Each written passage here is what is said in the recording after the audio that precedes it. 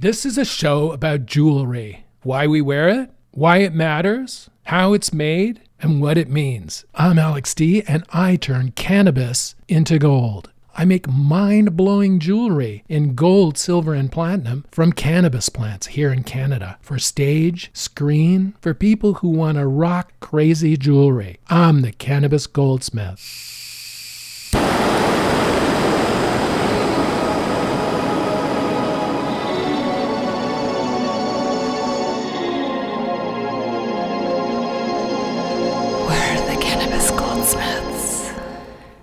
I was going to call this episode Everything Has Changed, but instead I'm going to call it Artists Feel Everything. Wow, this week has just been crazy. In this last week here in Canada, it's just been, the vibe has just soured against the United States. In a couple of weeks. It's just since the president-elect there has started insulting Canada and Canadians and doing his whatever he's doing. He's just turned our whole country against the United States. You can just feel the vibe change in the country. You know, we're the closest neighbors and the closest friends, and we've been that way for a long time. And he's just removed the trust from the relationship. It's just like if you and your neighbor have had a great have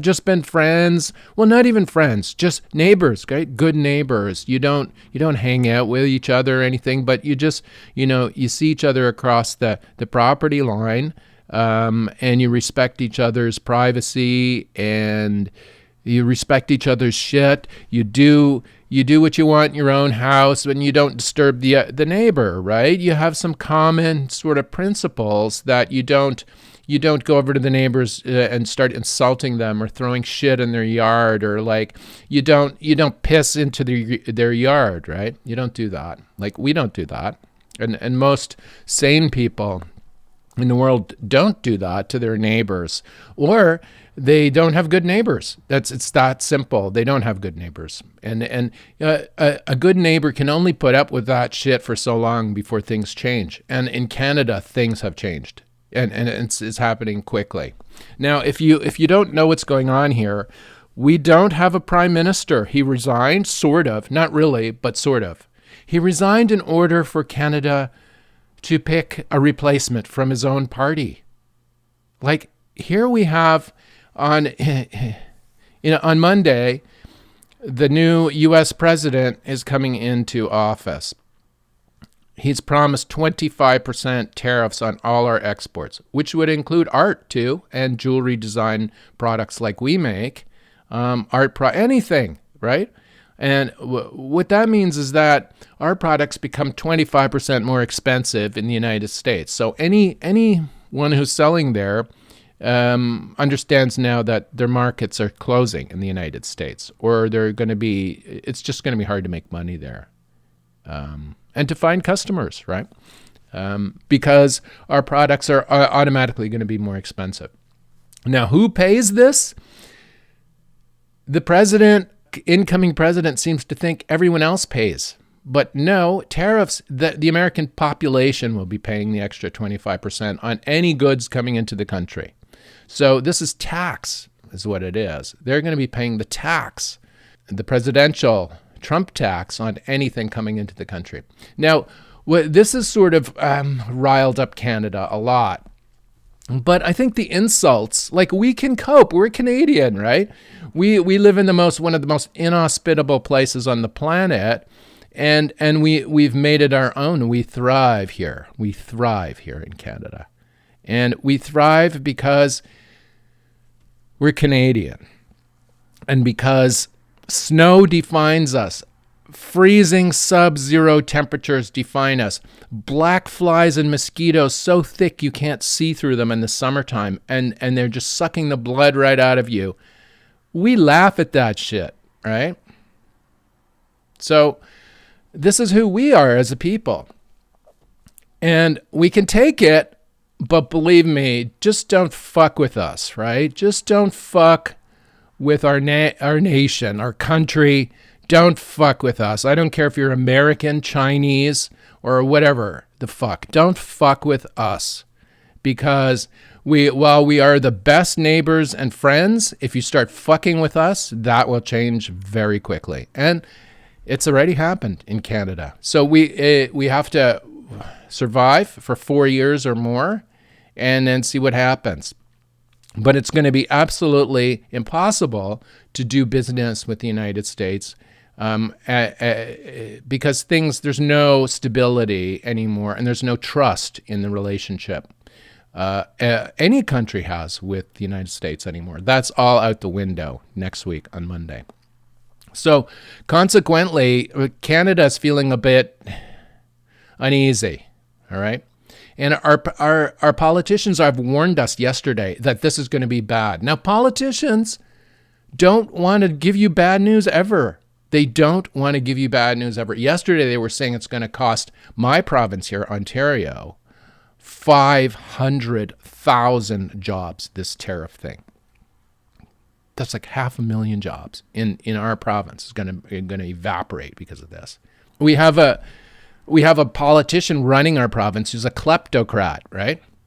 He'll do fine because he'll just put money on the debt for himself and his friends. He'll just like what he's doing now, right? He'll be fine.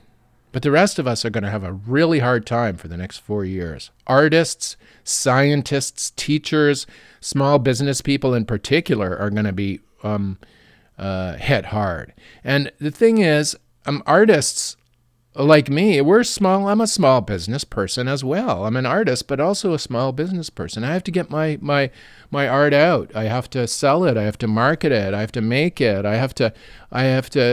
This is what it's all about. And if our biggest market is vanishing, so that changes everything. So this explains the unease that's happening in Canada. Now, the people who don't work for themselves, like me, they work for other companies. I'm sure in the corporate structures, they're feeling this as well. But they can't do anything because we don't know what's going to happen. The one thing we do know what's going to happen is there's no trust anymore. The trust is gone with the United States of America. We can't trust them. You know, if we have an issue, say if somebody invades us as part of NATO, all the other NATO members are supposed to leap to our defense. Now, if the United States invades us, what do you think the NATO people are going to help Canada defend against the United States? You know, I don't think so. I think NATO's kind of going to have to be reconfigured too. Everything has changed in the last week. All kinds of stuff has changed in the world. Okay, that's just the underpinning, the political underpinning of everything, or the overpinning, whatever the pinning it is. But something else happened with Meta platforms. As all these billionaires start bending the knee to the new incoming president, I think what might have happened with Zuckerberg is they told him, they said, look, we're going to put you in jail if you don't do what we say. So Zuckerberg came out last week with, now it's all free speech. We're going to make the platform just like X, whatever. You know what? Fuck you, Mark Zuckerberg. Like, I told you in the past few podcasts, I haven't been on Instagram in a while. You know, it's been like 6 months I haven't been on Instagram, and I am fine. I feel fine. I'm perfectly happy. Well, not at the moment because of this thing, this giant anvil fucking hanging over the head of the world. But other than that, I'm fine. I'm absolutely fine. And I haven't been on Instagram in over 6 months, I think. I haven't even looked at it. I haven't opened it. It's on my phone even, and I haven't used it on the phone. So that's something good. You don't need it in your life. And it's going to get so much worse. The quality of the content is going to get so much worse now. But the other thing that happened last week, and you all have to understand this, you all who still think that social media has some value for free marketing and free promotion. It doesn't anymore. It's finished. As I tried to explain in previous episodes, is everything is paid now. They don't Meta, Twitter, whatever, Facebook, all these platforms, they won't show your content to your own followers even. Okay, they want you to pay them in order to show your content to your own followers. Now, but that's okay. That's there. That hasn't changed. But something new has happened. It's like they don't care about your followers anymore. They are taking your content and showing it to random people. Now, this is the new algorithm. This is the new social media algorithm. This is TikTok started this off. And it's like if you post something, their algorithm will show it to people who are not your followers. So what this has done, it's eliminated followers. The idea of following someone no longer exists on these platforms because even if you follow them, it doesn't matter. You're not going to see their content. Their content's going to be shown to other people. And it's at the control of the platforms. So if you're trying to use it to market, it's like you have to believe what they say. Like, do I believe Meta has shown my ad to some people if I buy advertising? Do I? Do I believe them? Who saw this? Really? And is it going to be next to the beheading videos that you see on X now? Every fifth video? Like it could be somebody getting hit by a car or something. You don't want to see this, right?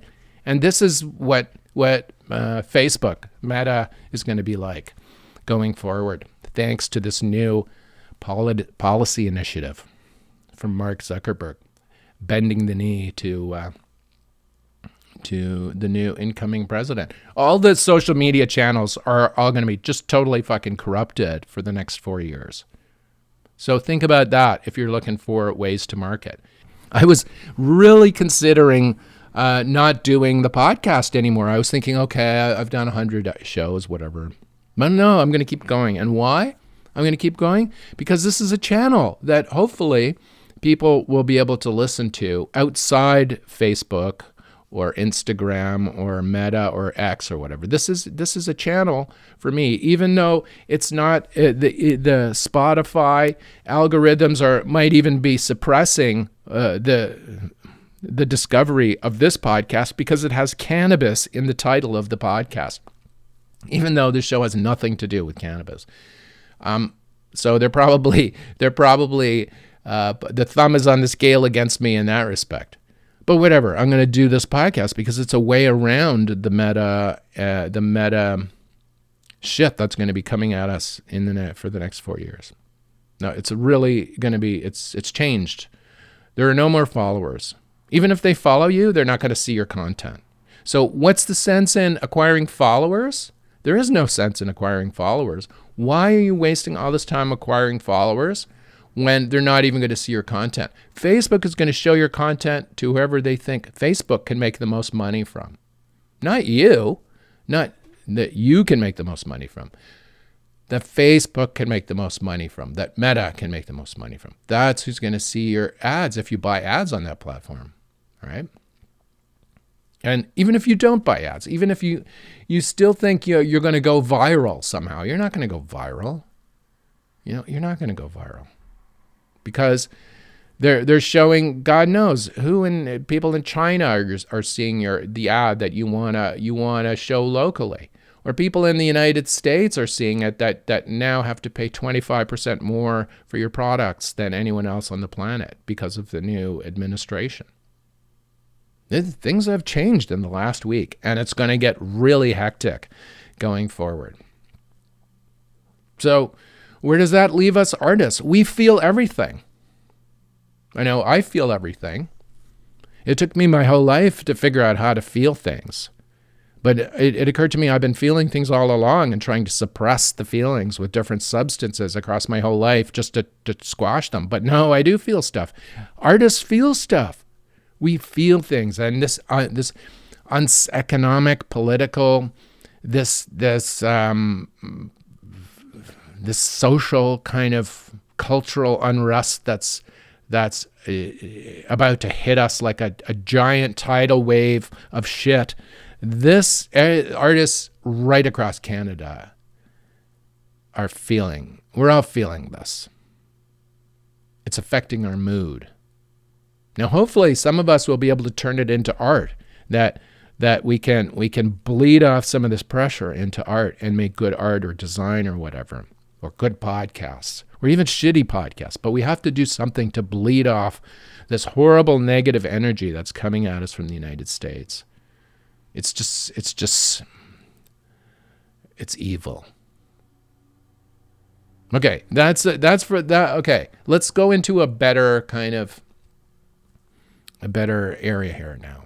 I just discovered this artist, and it sort of ties into the first part of this podcast too, about all the angst and the impending doom feeling that's going on, and all this is like it's been building and building and building up in me, and I don't even know how I found this artist. It's a UK artist, Gary Bunt. And his paintings are, I'm going to put a link to the show notes of this podcast. But his stuff is like Canadian artist Maud Lewis, where it's sort of like the painting is quite simple. But Maud Lewis was not as technically competent here. Maud Lewis was just bright colors, like simple looking cows. I like your cows. She did good cows. But Nova Scotia artist Maud Lewis is known for this kind of almost like childlike painting of bright colored cows of her and cottages of her life in Nova Scotia. And it's a look, right? Now, Gary Bunt is similar but different. Gary Bunt has this sort of simplistic way of painting, but so much more detail. The colors are more muted. The colors are richer and deeper. It's like being in a garden in the backyard. And Gary Bunt he bases his paintings on his father and his father's dog. This is an old guy with suspenders gardening in the backyard with his trusty dog sitting next to him. And with each painting, there is a poem associated with each painting, which is unusual and different in that it's not just a painting, but it's a poem. And often the poem is written by the dogs, or from the dog's perspective, about the world or life or his master or whatever. And anyway, I found this Gary Bunt guy, and I was looking at this painting, and I started crying right in front of the computer. It was like just so. I even now I'm like I'm looking at some of this work now, and it's like, I just had such an emotional reaction to it. It's strong, and I haven't had a reaction to art like this in a while. So I was like, whoa, this is intense. And why? It's because it's releasing some of the pressure, this anxiety that we're all incorporating here into our lives because of the nightmare country, the nightmare politician that is next door, that's threatening us and being belligerent. And I saw this painting of this old guy with suspenders with his dog in his flower bed, raking his garden at his house, and it's just like, oh. And then I read the poem, and oh God, I started crying. And it's like, why? The pressure release, but also because it reminds me so much of my father, like my own father. But also because these works remind me of me, because I'm getting older and I'm spending more and more time in the garden, whether it's growing my 4 plants or vegetables or whatever. It's like I'm this guy. I'm this guy. Or maybe I'm crying because I don't have a dog, or because I lost the dog that I loved so much, It's amazing when art hits you like this. At first I didn't like the fact that I was bawling my eyes out and I couldn't record a podcast looking at these paintings, but no, it's like it's a flush. It flushes that emotion, so it's good. And I don't know. I love this work. I can't afford it, but if you can, I would buy one of these because they're fantastic. Gary Bunt, artist.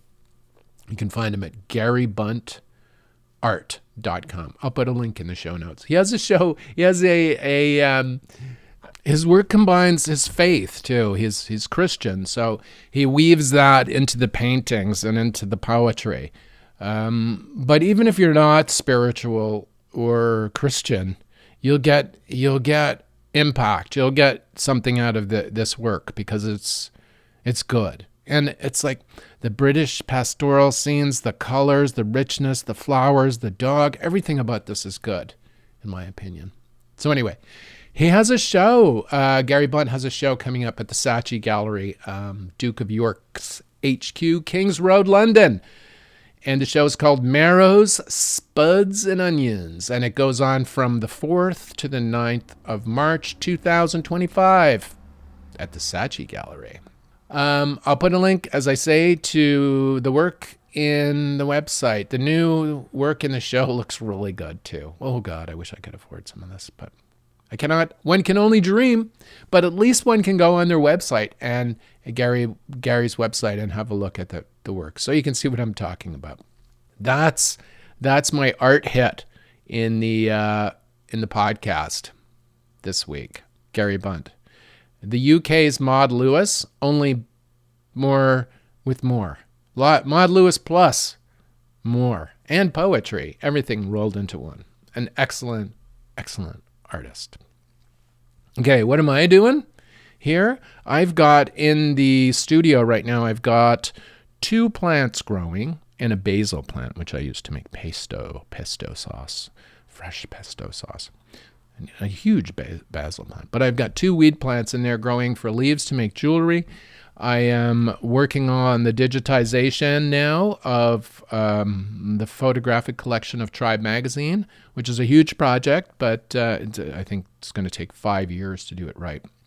I'm getting together the shape of the documentary film that I'm going to make about the project, about the digitization of all these old photographs from the rave scene and DJ culture back in the 90s in Toronto, in Montreal, and Vancouver, in this digitization. And there'll be a book, and I'm hoping to produce a book here, and also there'll be a documentary film if I can do it, and based on the photography.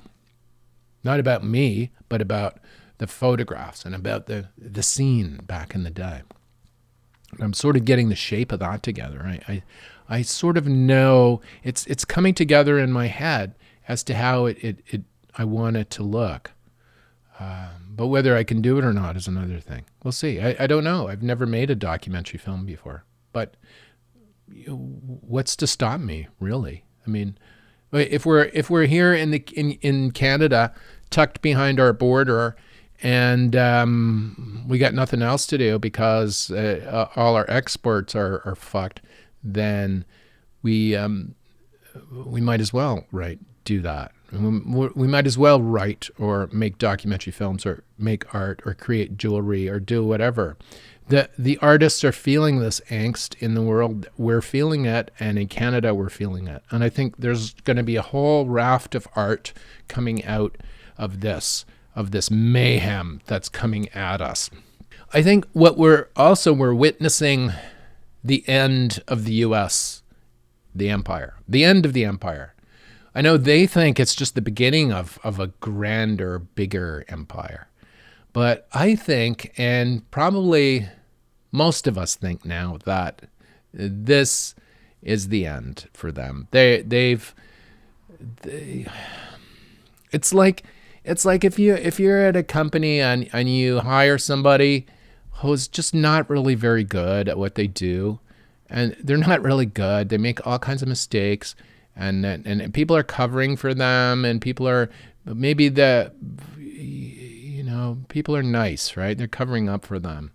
They're saying, oh no, that's okay, they'll get better, they'll learn. But what if they don't learn and they just do all this crazy shit all the time?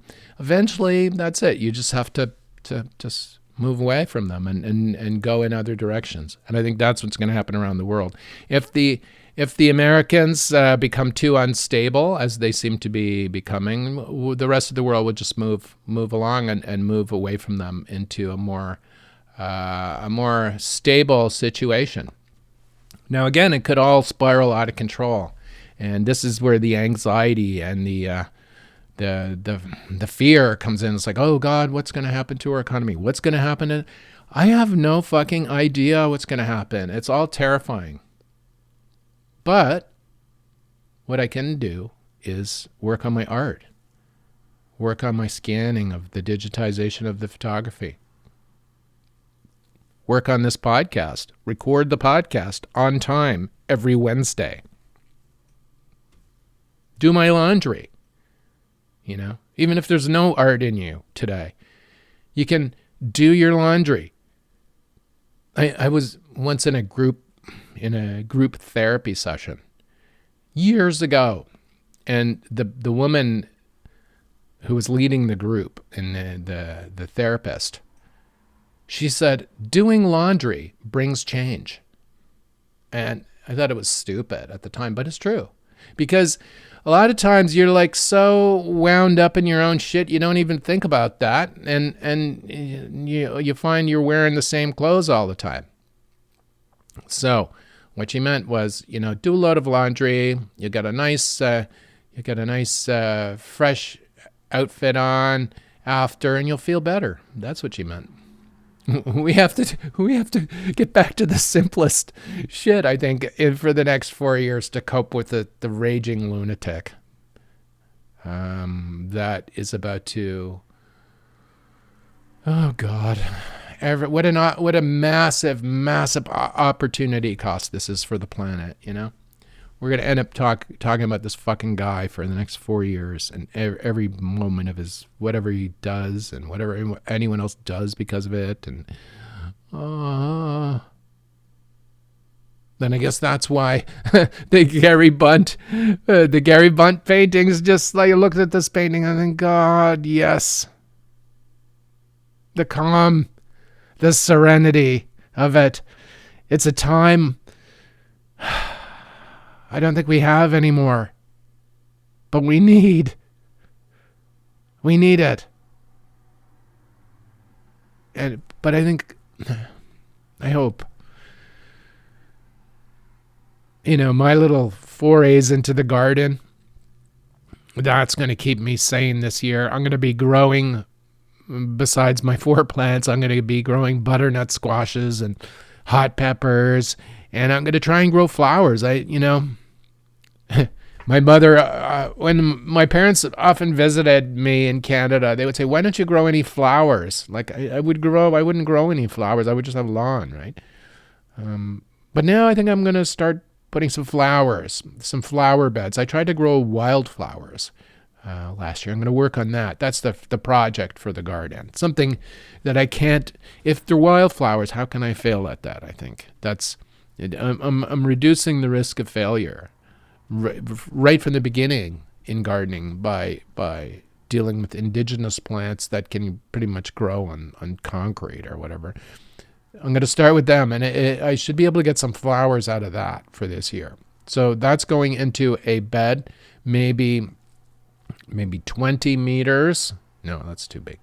Maybe 20 feet by 10 feet. Yeah, 20 feet by 10 feet, a bed filled with wildflowers for the bees. So that's my gardening project for the summer. Now, the dog situation, I don't know. I don't know yet. I don't know.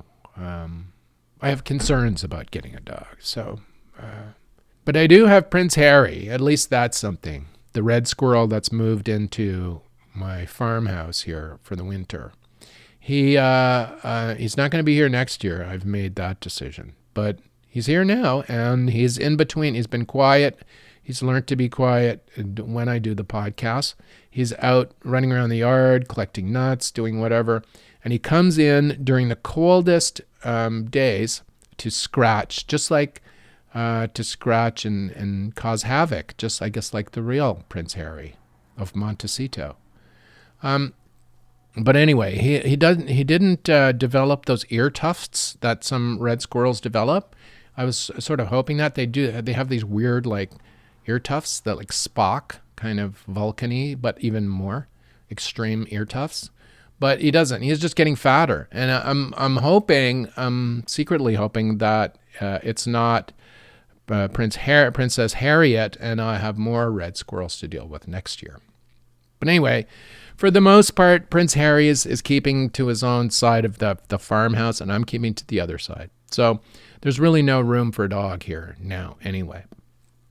Anyway, that's it for the podcast.